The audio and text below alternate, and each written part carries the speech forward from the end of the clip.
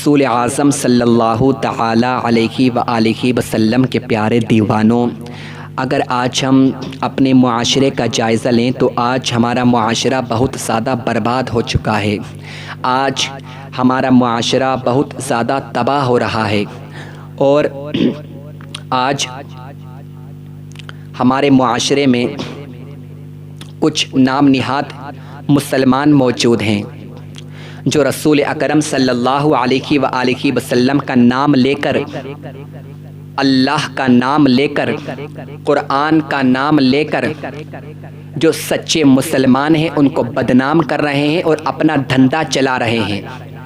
اور وہ اتنے کمینے لوگ ہیں کہ وہ وقت آنے پر اپنا مذہب بھی بدل سکتے ہیں، وقت آنے پر اپنے ماں باپ کو بھی بدل سکتے ہیں، وقت آنے پر اپنا نام بھی چینج کر لیتے ہیں۔ میں ان بھکاریوں کی بات کر رہا ہوں، ان فقیروں کی بات کر رہا ہوں جو فقط نام کے فقیر ہیں اور جو قوم کو لوٹ رہے ہیں۔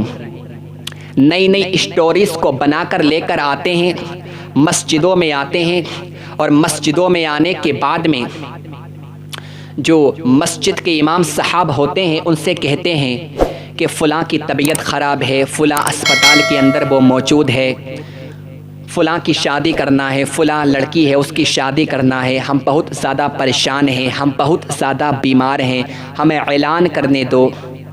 تو وہ مسجدوں کے اندر اعلان کرتے ہیں، چندے کا اعلان کرتے ہیں، جھوٹ بول کر ہمارے جو مسلمان بھائی ہیں ان سے وہ بہت سارا پیسہ لے کر چلے جاتے ہیں۔ سب سے پہلے میں آپ کو بتاؤں، اگر کوئی آپ کی مسجد میں کسی چیز کا اعلان کروانے کے لیے آتا ہے تو اس کا اعلان کرنا جائز نہیں ہے۔ مسجد کے اندر کسی چیز کا چندہ کرنا یہ جائز نہیں ہے۔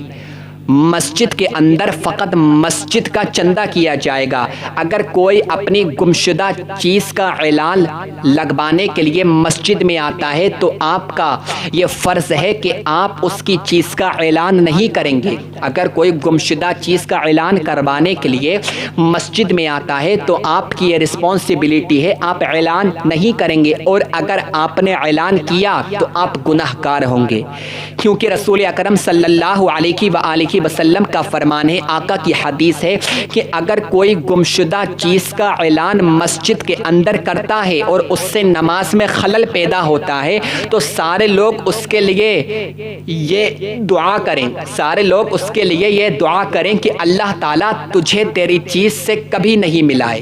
اس کے لیے یہ دعا کرنے کے لیے ایک طرف سے یہ بد دعا ہوئی۔ آپ دیکھیں میرے آقا صلی اللہ علیہ وآلہ وسلم نے کس قدر نفرت فرمائی ہے کہ مسجد کے اندر کوئی کسی چیز کا اعلان کرے، اور آج کا ہمارا حال یہ ہو چکا ہے کہ چند لوگ آتے ہیں، نئی نئی اسٹوریز کو تیار کر کے لے کر آتے ہیں اور کہتے ہیں کہ فلاں کی طبیعت خراب ہے، فلاں ہسپتال کے اندر وہ موجود ہے، بہت زیادہ بیمار ہے، اس کا ہمیں علاج کرنا ہے، ہمیں اعلان کرنے دو۔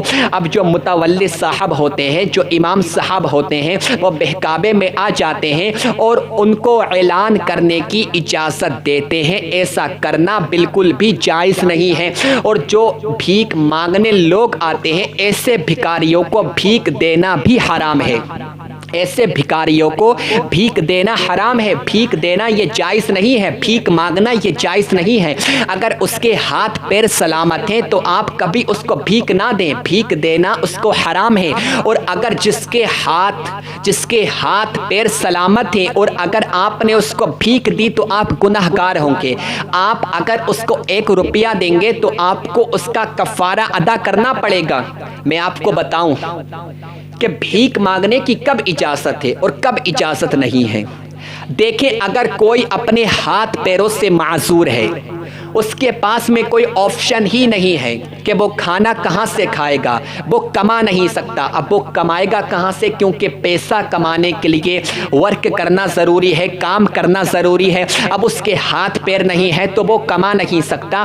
اب وہ معذور ہے، اس کو آپ بھیک دے سکتے ہیں، اس کو آپ صدقہ دے سکتے ہیں، مگر جس کے ہاتھ پیر موجود ہے وہ کچھ بھی آپ سے کہے، وہ آپ کو کیسی بھی اسٹوری سنائے کہ میں بہت زیادہ پریشان ہوں، میں بہت زیادہ بھوکا ہوں، میں بہت بڑا بھکاری ہوں، میں بہت زیادہ پریشان ہوں، فلاں کی طبیعت خراب ہے، آپ اس کی باتوں میں نہ آنا، اس کو بھگا دینا اور اس سے کہنا کہ جب تجھے اللہ رب العزت نے ہاتھ دیے ہیں تو مزدوری کر جا کے، کیونکہ مزدوری کرنے کے لیے کسی ڈگری کا ہونا ضروری نہیں ہے۔ مزدوری تو زیادہ تر لوگ جاہل لوگ کرتے ہیں، تو مزدوری کرے گا 350 یا 400 روپے ڈیلی کمائے گا، تو بھیک مانگنے کی کیا ضرورت ہے؟ وہ بھیک اس وجہ سے مانگتے ہیں کیونکہ بھیک کو انہوں نے دھندا بنا لیا ہے، اور بھیک مانگ کر یہ اتنا کما لیتے ہیں کہ آپ کو اندازہ بھی نہیں ہے۔ ان کا ایک گروپ ہوتا ہے، یہ گروپ کو بانٹ لیتے ہیں کہ فلاں محلے میں تو جائے گا، فلاں محلے میں تو جائے گا، فلاں محلے میں تو جائے گا۔ ان کا ایک گروپ ہوتا ہے اور یہ گروپ کے ذریعے کام کرتے ہیں اور بے شمار دولت کما کر لے جاتے ہیں۔ اس سے بھکاریوں کو بھیک دینا بالکل بھی جائز نہیں ہے۔ آپ کو معلوم ہے علماء نے کیا لکھا ہے؟ اگر کسی کے باپ کا انتقال ہو جائے اور باپ کو کفن دینے کے لیے اگر اس کے پاس میں کفن نہیں ہے اور کوئی پھٹی پرانی چادر موجود ہے، تو اس کو یہ چاہیے کہ وہ پھٹی پرانی چادر میں اپنے باپ کو دفن کر دے، اسی چادر میں دفن کر دے۔ اس وقت بھی اس کو بھیک مانگنے کی اجازت نہیں ہے۔ جب یہاں تک تاکید کی گئی ہے کہ اگر کسی کے پاس میں کفن کے پیسے نہیں ہیں تو کوئی پھٹی پرانی چادر ہے، اسی چادر میں اس کو کفن دے اور اسی چادر میں اس کو دفن کر دے، تو پھر بھیک مانگنے کی کہاں سے اجازت ہو گئی آج ان لوگوں کو جن کے ہاتھ پیر سلامت ہیں؟ تو انہوں نے فقط دھندا بنا لیا ہے، دولت کمانے کا، پیسہ کمانے کا دھندا بنا لیا ہے۔ آپ ان کو بھیک کبھی مت دینا۔ رسول اکرم صلی اللہ علیہ وآلہ وسلم کی بارگاہ اقدس میں ایک شخص آتا ہے اور عرض کرتا ہے، یا رسول اللہ صلی اللہ علیہ وآلہ وسلم، میں بہت زیادہ پریشان ہوں، آپ مجھے بھیک دے دیجئے۔ اب میرے آقا تو بھیک دینے کے لیے آئے ہیں، مگر میرے آقا نے امت کو تعلیم دی، میرے آقا نے امت کی تربیت کے لیے اس سے یہ کہا کہ تو کام کیا جانتا ہے، تو کیا کر سکتا ہے؟ اب وہ کہنے لگا، یا رسول اللہ صلی اللہ علیہ وآلہ وسلم، میں لکڑیاں کاٹنا جانتا ہوں۔ تو آقا نے ایک صحابی کو حکم دیا کہ صحابی رسول جاؤ اور ایک کلہاڑی لے کر آؤ۔ اب صحابی رسول گئے، کلہاڑی لے کر آئے اور میرے آقا نے جو شخص آیا تھا اس کو کلہاڑی دی اور کہا، جاؤ اور لکڑیاں کاٹو اور محنت کرو، محنت کی کمائی کھاؤ، بھیک مانگنا جائز نہیں ہے۔ تو آقا کے دیوانوں، اگر کوئی آپ کو لگتا ہے کہ یہ صحیح میں معذور ہے، اس کے پاس میں کچھ نہیں ہے، اس کے پاس میں کھانے کو پیسہ نہیں ہے، اس کے پاس میں پینے کو پانی نہیں ہے، اس وقت آپ اس کی مدد کریں۔ اور اگر آپ کو لگتا ہے کہ کٹا بوری بھری ہوئی ہیں، اس کے باوجود بھی یہ بھیک مانگ رہے ہیں، تو ایسے لوگوں کو بھگا دو۔ ایسے لوگوں نے اسلام کو بدنام کر دیا ہے۔ یہی وجہ ہے کہ دوسرے لوگ آج اسلام کے اوپر انگلیاں اٹھاتے ہیں۔ جتنا نقصان دوسرے لوگوں سے ہوا ہے، جتنا نقصان دوسرے غیر مذہب کے لوگوں سے ہمارے دین کو ہوا ہے، اتنا ہی نقصان آج کے یہ نام نہاد مسلمان کر رہے ہیں۔ تو ایسے لوگوں کو بھیک دینے کی کچھ بھی ضرورت نہیں ہے۔ اس سے کہو کہ اگر اللہ نے تجھے ہاتھ دیے ہیں، اللہ نے تجھے پیر دیے ہیں، تو مزدوری کر، تو کام کر اور کام کر کے پیسہ کما۔ اگر تیرے پاس میں کوئی کام نہیں ہے تو آپ اتنا کریں کہ اس کو کوئی کام دلوا دیں، اس کو کہیں پر مزدوری کروائیں، اس سے کام کروائیں، مگر اس کو بھیک نہ دیں، کیونکہ ان لوگوں نے اسلام کو بہت زیادہ بدنام کر دیا ہے۔ یہ بھکاری نہیں ہے، انہوں نے دھندا بنا لیا ہے۔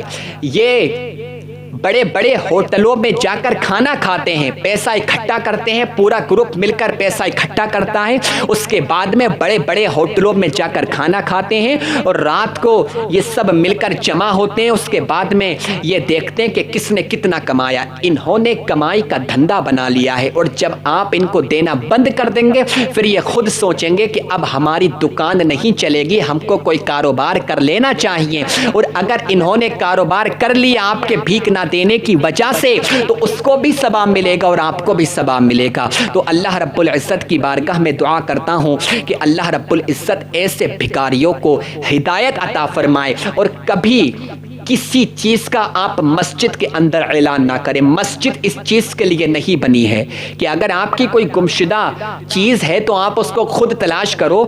اللہ کا گھر ہے مسجد، وہ عبادت کی جگہ ہے، وہ ان کاموں کے لیے جگہ نہیں ہے، وہ نماز پڑھنے کی جگہ ہے، وہ عبادت کرنے کی جگہ ہے، روٹے ہوئے مولا کو منانے کی جگہ ہے، وہ ایسی جگہ نہیں ہے۔ اور اگر اسی جگہ پر آپ اپنے رب کو ناراض کریں گے تو آپ کا کیا حشر ہوگا، آپ نے کبھی سوچا ہے؟ تو خدا کے واسطے تعلیم کو سیکھو، خدا کے واسطے علم سیکھو، علم سے دور مت جاؤ اور ایسے بھکاریوں کو کبھی بھیک مت دو۔ اللہ رب العزت کی بارگاہ میں دعا ہے اللہ تعالیٰ سب کو ہدایت عطا فرمائے۔